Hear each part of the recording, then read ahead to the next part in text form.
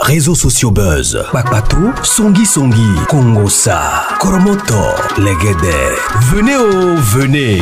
Venez vous informer en temps réel. Écoutez les critiques, les analyses avec Maman Buzz sur Réseaux sociaux buzz. Ici, pas de critiques stériles, ni tête ni queue, pas de polémique. Maman Réseau, Maman Buzz de tout le monde est là. Maman Buzz sur Réseaux sociaux buzz et Lengue Zangali Passa. Le goût qui n'a pas de concurrent.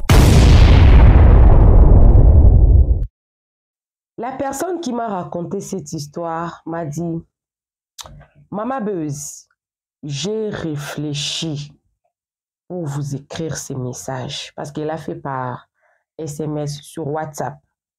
J'ai beaucoup réfléchi pour vous écrire cette histoire. En fait, elle est la maman de la victime.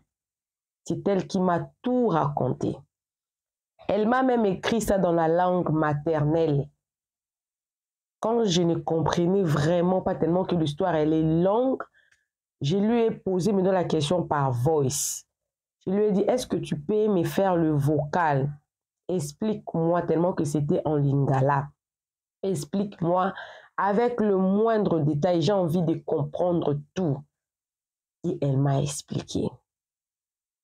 Ça m'a fait mal. Tu sais, en Afrique, les femmes s'accrochent au mariage. Même quand ils voient ça ne va pas.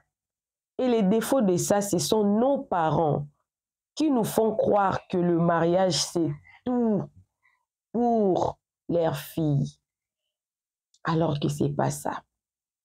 La maman insiste, elle dit, il faut vraiment s'y plier les femmes, les jeunes filles, à apprendre des fois à écouter leurs parents. Si ma fille m'avait au moins écouté, on n'en serait pas là. L'histoire se passe en République démocratique du Congo. La maman ne m'a pas dit dans quelle province, mais c'est en République démocratique du Congo, où les messieurs qui avaient épousé une sirène là, le monsieur là est venu proposer sa fille. Bon, c'était un monsieur qui n'avait pas beaucoup d'argent, mais qui était bien assis. Bien assis. Il était avocat. Pas n'importe quel avocat. Le monsieur était décédé pendant le Covid. Pendant le Covid. Pendant le Covid. Pas loin. Pendant le Covid. Avocat qui avait beaucoup de contrats, qui pouvait voyager aux États-Unis, au Canada, en Belgique. L'Europe n'était même pas quelque chose de très difficile pour lui. La maman dit, ce fut un jeune homme bien, mais je ne lui sentais pas, mais que ma fille l'aimait vraiment. Alors, moi, je suis un chrétien. J'ai élevé mes enfants dans la foi chrétienne. Ma fille aussi priait beaucoup. Alors, quand le monsieur est venu épouser ma fille, j'ai posé plusieurs fois la question à ma fille. Où est-ce que ton mari priait?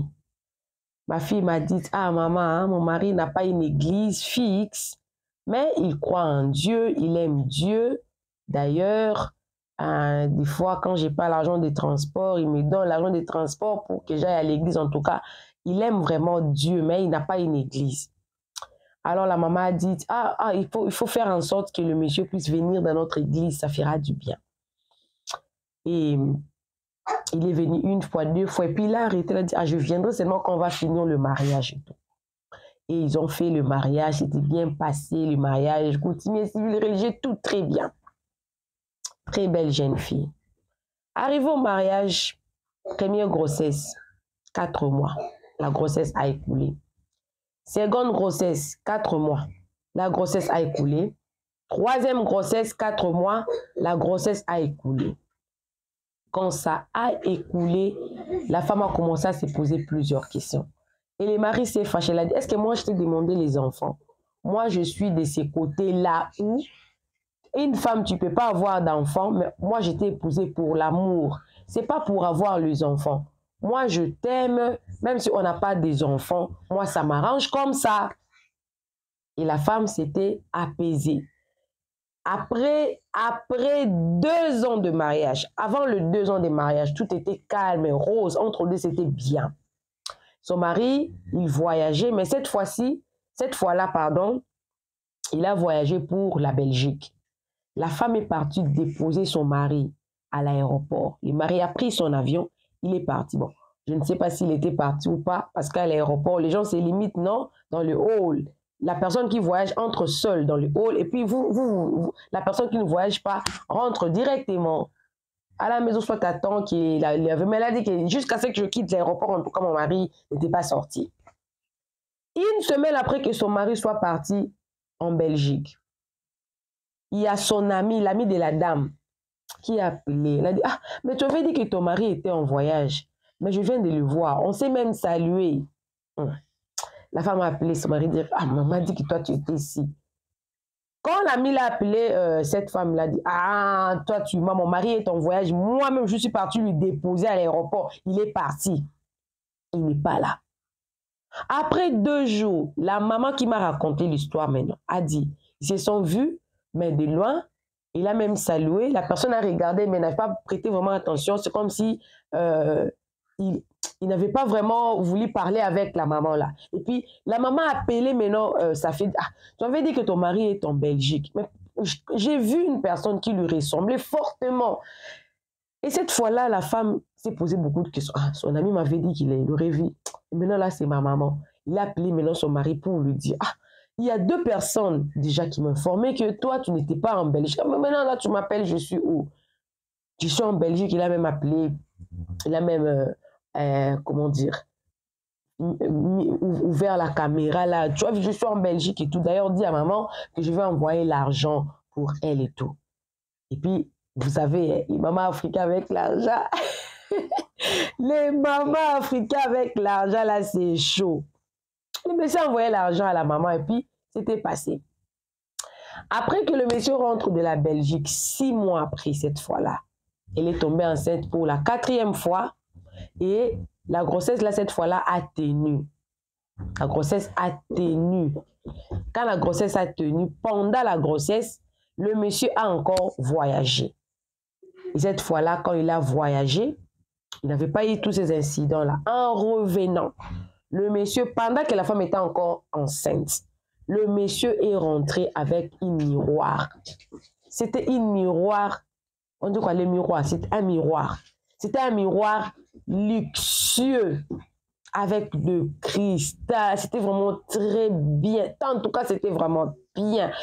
Le monsieur a dit que le miroir l'aurait coûté beaucoup d'argent. Et puis, il a aussi acheté l'aquarium avec un seul poisson dedans. L'aquarium et tout. La femme a dit, je ne suis pas vraiment fan de l'aquarium, mais ça peut passer. Mais je ne suis pas vraiment fan de ça. Mais bon, comme toi tu aimes, vous savez, dans le mariage, il faut toujours faire l'équilibre de choses. Il faut toujours aimer équilibrer, vous équilibrer, même si tu n'aimes pas ça. Mais si ton mari aime, vous pouvez toujours équilibrer, que les choses soient bien équilibrées. Et puis elle a accepté. Elle a dit non, c'est le miroir ici, on va mettre ça dans notre chambre. L'aquarium, dans notre salon pour décorer un peu, mettre un peu, en tout cas la maison doit être bien décorée. Et ces filles ainsi, la femme a donné naissance très très bien. Cette fois-là, elle a donné naissance à une fille. Et quand cette fille est née, quand elle était bébé, la petite fille était bébé, elle pouvait ramper. Vous savez, c'était pas un petit miroir, c'était un miroir là bien posé. Je pense que vous comprenez quel genre de miroir je suis en train de parler. Le miroir qui peut te montrer là toute la personne tout entière là. Quand le bébé, quand l'enfant il rampait, il faisait ses 4 pattes. L'enfant là n'arrivait pas à regarder le miroir. S'il arrivait seulement près du miroir, il devait crier. Alors la maman comprenait, vous savez, les petits enfants n'aiment pas se voir double. C'est pas tous les enfants qui aiment se voir dans le miroir. La maman comprenait, elle trouvait ça peut-être c'était normal, parce qu'elle a peur de se voir en double, parce qu'il y a d'autres enfants qui ont peur de voir leur... on appelle ça comment? Ombre en anglais. L'air ombre. En lingala on dit Lily, je ne connais pas en anglais. I don't know. Il y a d'autres enfants qui n'aiment pas voir l'air ombre et tout. Et la maman comprenait ça, elle prenait ça vraiment en ce sens-là. jusqu'à ce que l'enfant a totalisé 2 ans. Et dans ces 2 ans-là, un jour, la maman était sortie et elle est revenue. L'enfant avait 2 ans, s'il vous plaît. La maman qui m'a raconté l'histoire m'a dit, parce que c'est ma fille qui était venue me raconter l'histoire. Quand la maman est revenue, l'enfant là de 2 ans dit, ah, quand tu n'étais pas là, il y avait une dame qui était venue nous voir. Elle est vraiment très belle, avec de longs cheveux. Et puis la dame a posé la question à son mari, a dit que peut-être elle a suivi ça à la télé et tout. À 2 ans, l'enfant peut parler. Il y a des enfants qui parlent très bien déjà à 2 ans. Elle n'avait pas aussi prêté attention, mais elle est partie quand même parler à sa maman pour dire, ah, regarde, So a dit, ah, quand je n'étais pas là, son père avait réussi, apparemment une visiteuse même, mon mari m'a dit que non, c'est peut-être dans ses imaginations. Et quand l'enfant a totalisé dans les 6 ans, elle a dit à sa mère, à chaque fois que je regarde le miroir, je me vois toute moche. Voilà pourquoi je n'aime pas regarder ces miroirs. Et cette fois-là, la femme était un peu curieuse. Elle a dit à son mari, ah, comment est-ce que ma fille, ça c'est la 2e fois, la première fois c'était la femme, la 2e fois c'était le miroir. C'est pas, en tout cas, je vois comme si cette maison, en tout cas, c'est pas bien. Mais elle voulait vraiment confirmer ses soupçons. Elle est partie dans son église, elle a expliqué, regarde, ma fille, quand elle avait 2 ans, une fois là, je n'étais pas là, elle m'a expliqué qu'elle a vu une femme à la maison, et la seconde fois, actuellement là, elle a 6 ans, elle me dit que non, le miroir que nous avons dans notre chambre là-bas, elle se voit moche. Et puis le pasteur dit, ah, peut-être c'est la maison que vous êtes là, c'est pas bien, il faut déménager. Et elle est venue dire à son mari, ah, voilà ce qui s'était passé. J'étais partie chez mon pasteur, je lui ai expliqué la situation. Elle m'a dit que la maison ici n'est pas bien, on doit déménager. Le mari était fâché. Pourquoi nous devons déménager? Moi, je n'ai pas l'argent pour déménager. Ça, c'est une maison vraiment que j'ai construite, vraiment avec tout mon cœur. Je ne peux pas déménager de cette maison. Parce qu'ils avaient beaucoup d'habitations. Et il y avait des locataires. La femme m'a dit, ok, j'ai un peu d'économie chez moi, on pourrait finir l'autre maison là rapidement, comme ça on pourrait déménager. Et pendant les temps qu'ils attendaient pour déménager, la femme était encore tombée enceinte, leur fille là avait 7 ans. Elle est tombée enceinte. Cette fois-là, elle avait mis au monde un garçon. L'enfant a évolué normalement. Arrivé à l'âge de 6 mois, la maman était en train de laver son bébé. Il a vu son bâton debout comme si une personne était en érection. Ça ne descendait pas. La maman a eu peur. Elle a amené l'enfant à l'hôpital. À l'hôpital aussi, ne comprenait pas. Oui, quand vous avez un garçon, à 6 mois déjà, vous faites la circoncision et tout. Quand vous bougez son bâton, ça doit normalement bouger pour savoir si votre enfant est viril, non? C'est normal. Mais rester pendant 2 heures du temps, là, c'est pas normal. À l'hôpital, on a assimilé ça à une maladie. On a dit qu'avec le temps, ça pourra s'arranger. Et l'enfant, jusqu'à ce qu'ils ont déménagé dans la nouvelle maison, le temps que ça prenne pour que la maison puisse être vraiment dans les conditions vraiment dans des conditions normales et tout, l'enfant avait totalisé aussi 2 ans. Ils avaient un garçon de 2 ans et la fille avait 9 ans. Ils ont déménagé. En déménageant, quand ils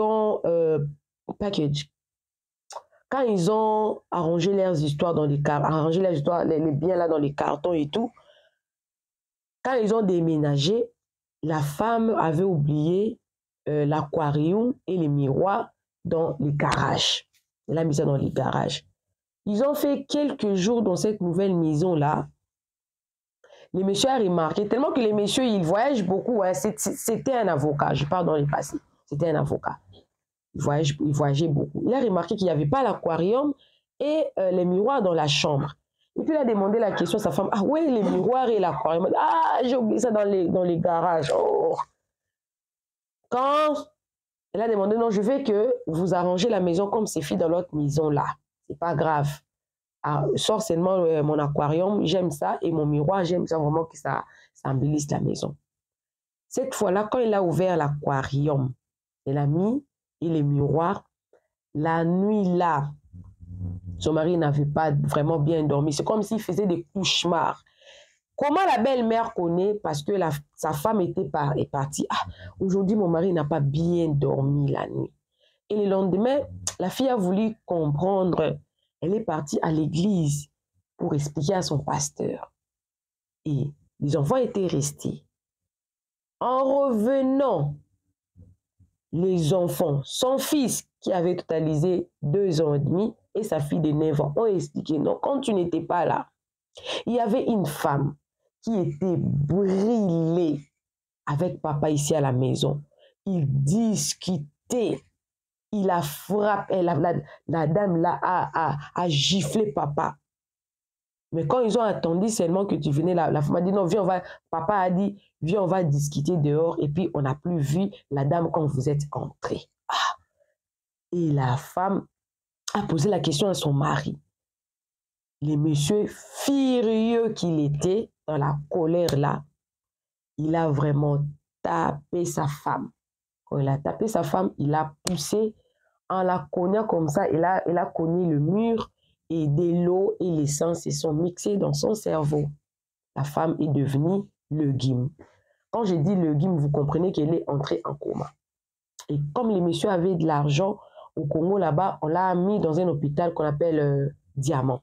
C'est un hôpital des Canadiens. C'est aussi dans 2 provinces ou 3 provinces, si je ne me trompe pas. C'est très bel, c'est vraiment un bel hôpital ici. Il y a tout dedans.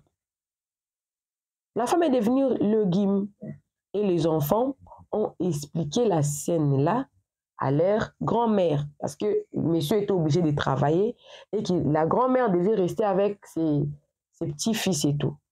Et quand la maman venait demander à son mari, elle dit, moi, je ne taperai jamais ma femme. Elle était en train de travailler, c'est une nouvelle maison, elle est en train d'aménager. Tous les jours, elle aménage, je ne sais même pas si elle aménage quoi, des choses à la maison. Elle avait pris l'escalier, elle cherchait à faire quelque chose au mur et tout. Elle est tombée et moi, je venais à peine de rentrer. Les enfants ont vu que je la touchée et tout. Peut-être ils ont cru que moi, je n'ai pas tapé ma femme. La femme est restée 6 mois dans le coma. 6 mois. Elle vivait grâce aux machines. Et ça coûtait énormément à ces messieurs-là de l'argent. Il était resté tout seul à la maison. Après 6 mois, le monsieur est parti demander à la famille de la dame. Dit, ma femme a fait déjà 6 mois.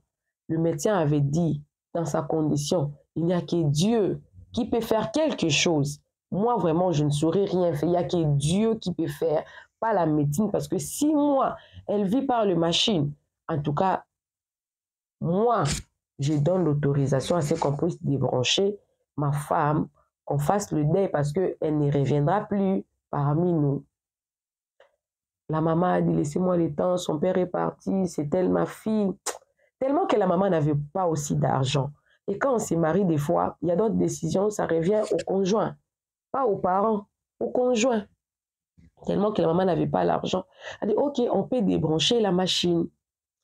Et là, la belle-mère a dit, moi-même, je vais choisir le jour. Et pendant ces jours-là qu'ils attendaient, je dois me décider pour choisir le jour. La maman, elle était entrée en prière. Elle a prié, Seigneur, guéris ma fille. Mais l'homme propose, Dieu dispose. C'est Dieu qui a les derniers mots sur la vie d'une personne. Et le jour où c'était arrivé qu'il puisse débrancher la machine, la maman a dit, la personne va mourir. Parce qu'en débranchant la machine, la personne ne vivra plus. La maman a parlé, elle a dit, ma fille, j'aurais voulu comprendre si tu m'avais expliqué qu'est-ce qui s'était réellement passé. Mais je suis sans voix. À part l'explication des enfants, les enfants sont des anges. Les enfants ne mentent jamais. Mais comme ton mari a nié tout ça, son mari était là. Si ta mort est entre les mains de ton mari ou de quelqu'un qui a jeté un mauvais sort pour que toi tu meurs, maman, ne dors pas, poursuis-les. Regarde comment tu m'as laissé. Toi, tu étais ma joie. Ton père nous a laissés. J'étais scolarisé. Tu t'es marié avec un homme. Maintenant, là, la mort va vous séparer. Maman, si ta mort est entre les mains de quelqu'un, ne les laisse pas, poursuis-les. Et le monsieur là était fâché. Maman, pourquoi est-ce que tu es en train d'assumer des choses sur moi? Elle a dit, non, j'ai seulement dit, parce que ma fille va bientôt partir, je ne les reverrai plus jamais.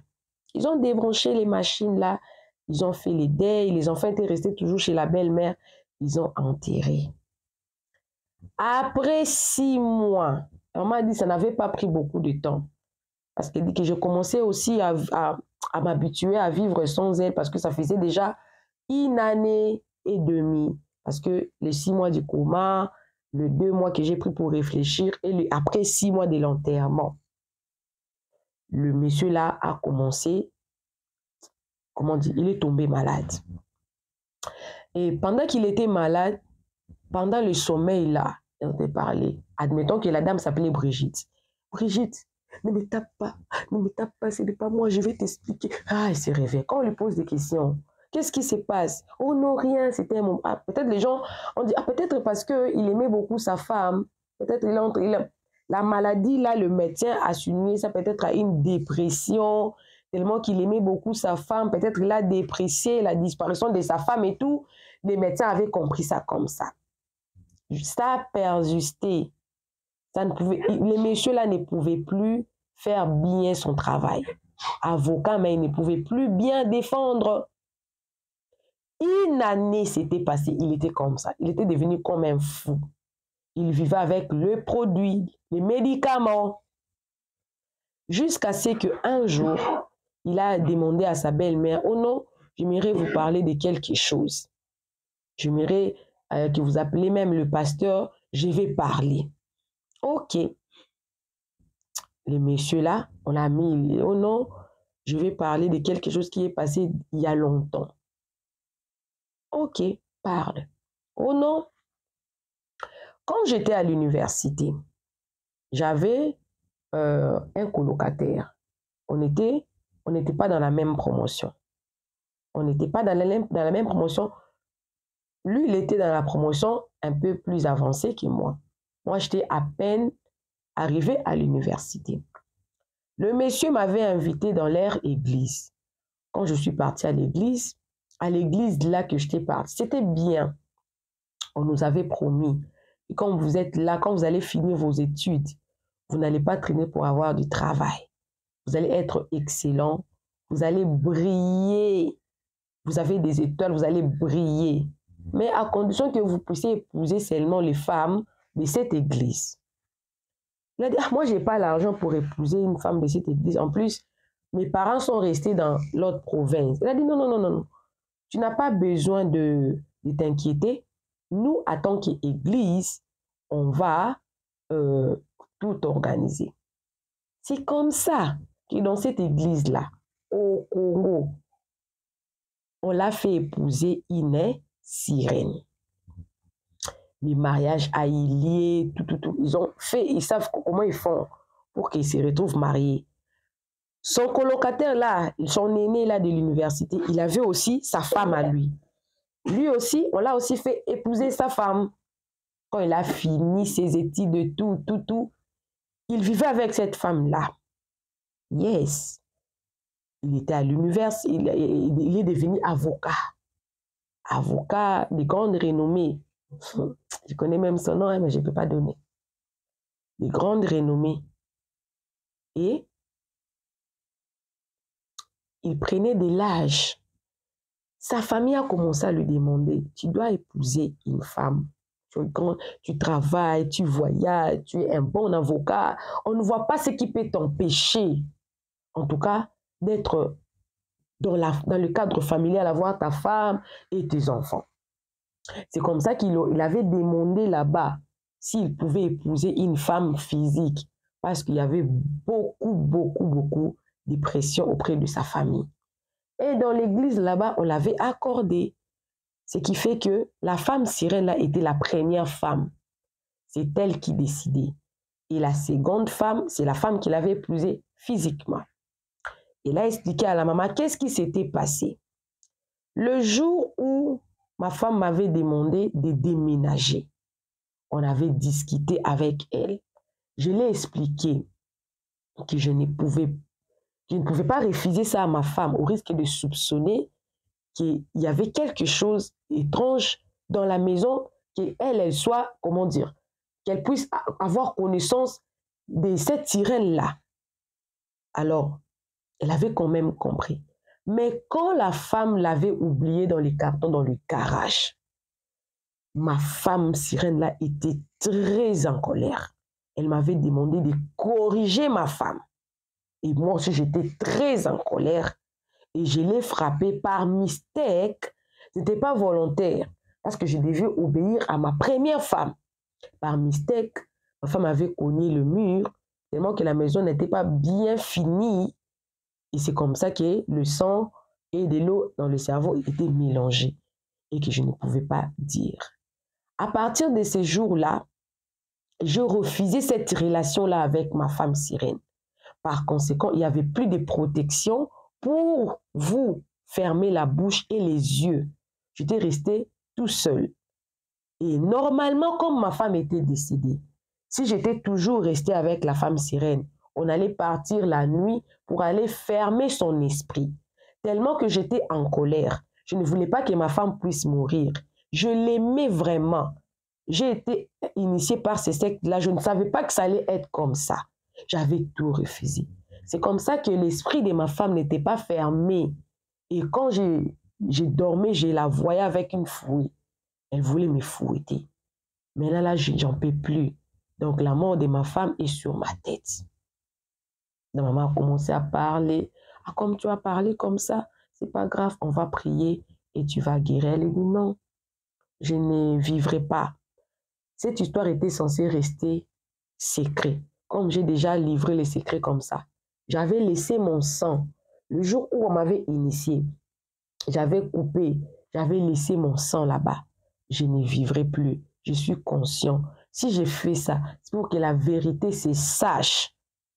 Que n'allez pas à n'importe quelle église. Ce n'est pas n'importe quelle église que vous devez aller. Les églises détruisent beaucoup de destinées. Les églises détruisent beaucoup de vies. Si je n'étais pas partie dans cette église-là le jour-là avec mon colocataire, tout ceci ne serait pas arrivé.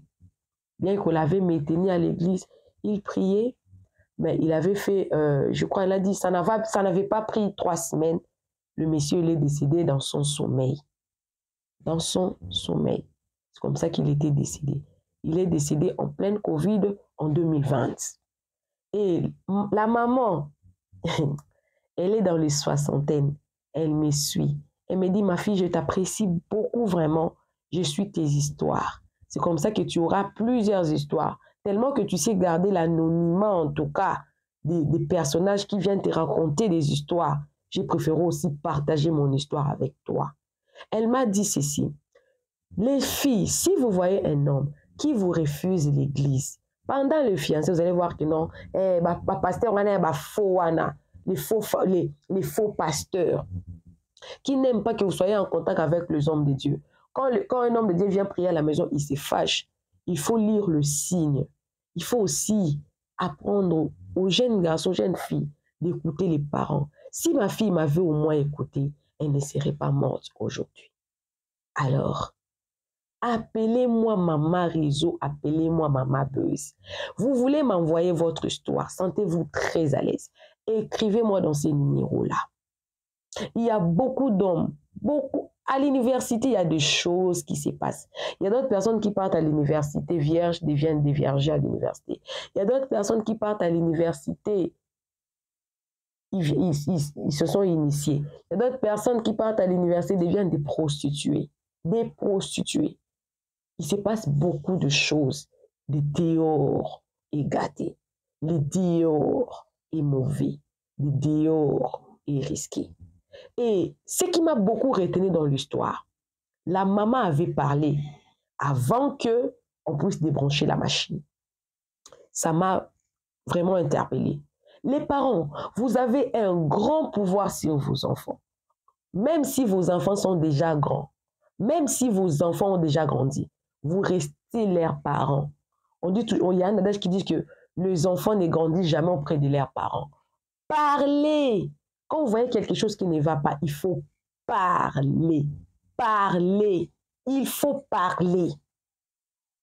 Si la maman n'avait pas parlé, peut-être l'esprit de la femme n'allait pas errer pour s'y venger. Voilà. Appelez-moi Maman Réseau, appelez-moi Maman Buzz. On se retrouve prochainement dans une nouvelle histoire. Que Dieu vous bénisse. Bisous, bisous. Bye.